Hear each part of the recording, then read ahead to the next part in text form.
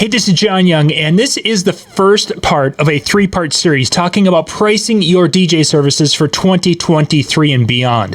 This is going to be mainly a focus on part-time DJs. If you're a full-time single op, this may not apply, but there's going to be information that will fit. It's just you're going to be looking at things just a little bit differently. If you're a multi-op, there's going to be things that you'll definitely look at much differently, but there's many things that will apply.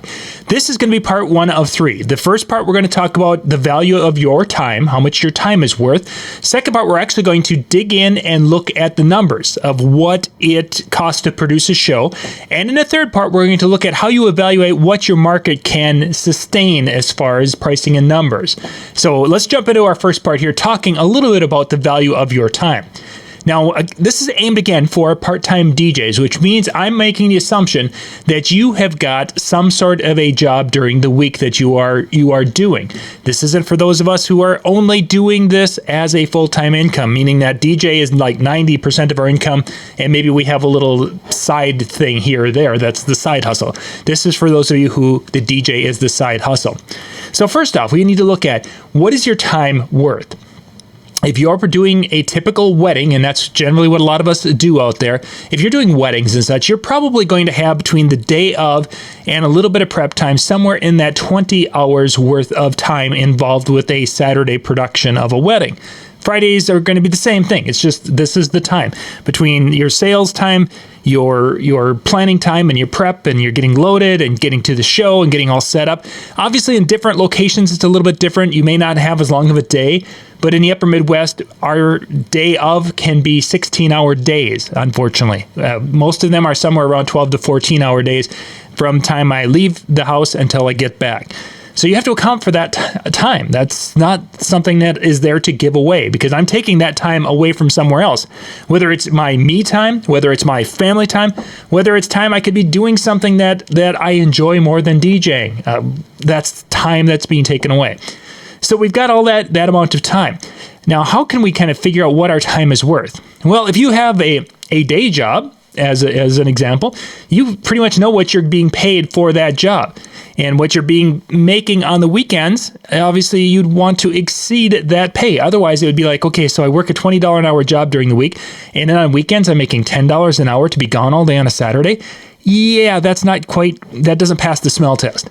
So you want to be able to do something that you're going to be able to compensate yourself for this lost prime time, which is typically Saturday nights. How much, though? That becomes the big question. Some people look at it and they're like, I won't leave the house unless I'm able to make $50 an hour, $100 an hour, whatever that may be.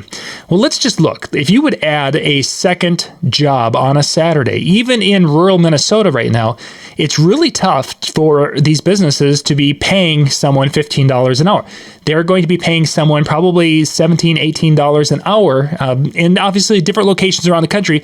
But let's just round it to an easy number of $20 an hour. If you're going to go and take a part-time job somewhere and such on a Saturday, you might be making up to $20 an hour.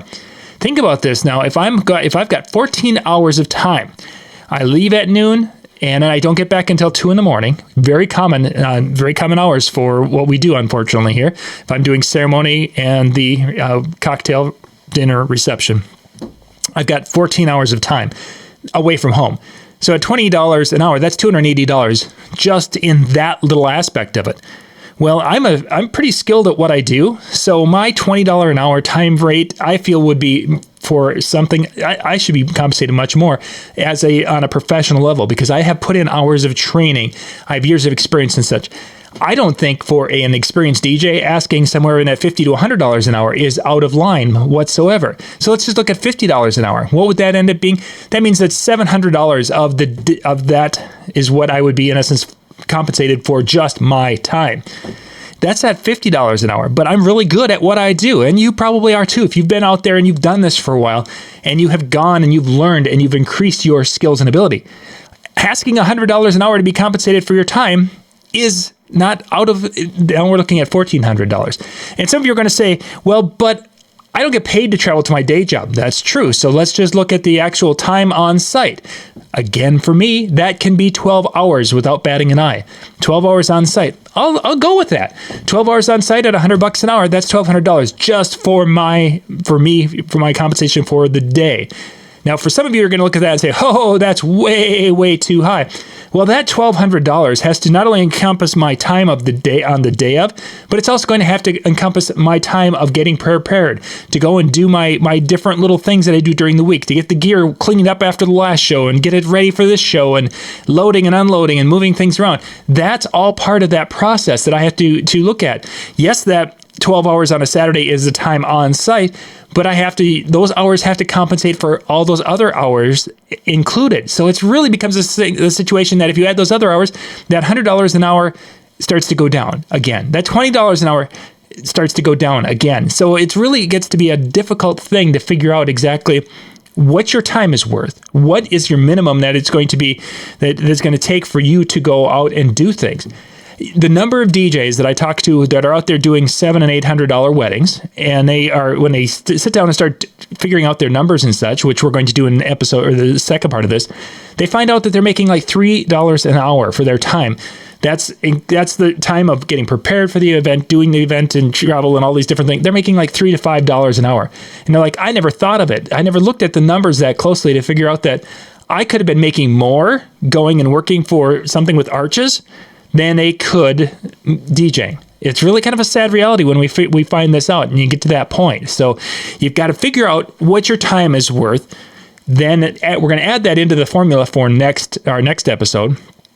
And then you have to have that confidence to be able to ask for this ultimate number. And for a lot of us, that can be really, really tough because we're looking at a Saturday and it's like, wow, I got a check for $1,000. That's big money. Well, it is big money. I'm not going to say it's not. But for everything that we're doing as a small business, it's not the money we thought it would be. The next episode, again, is going to be looking at the actual numbers of the situation. And then the third and final part is going to be looking at what your market can sustain when it comes to the amount you're going to be charging for your shows. This is John Young with the Disc Jockey News. Thank you for watching, and we'll catch you we'll catch you for part number 2. Yeah, that's what I wanted to say. Thanks for watching.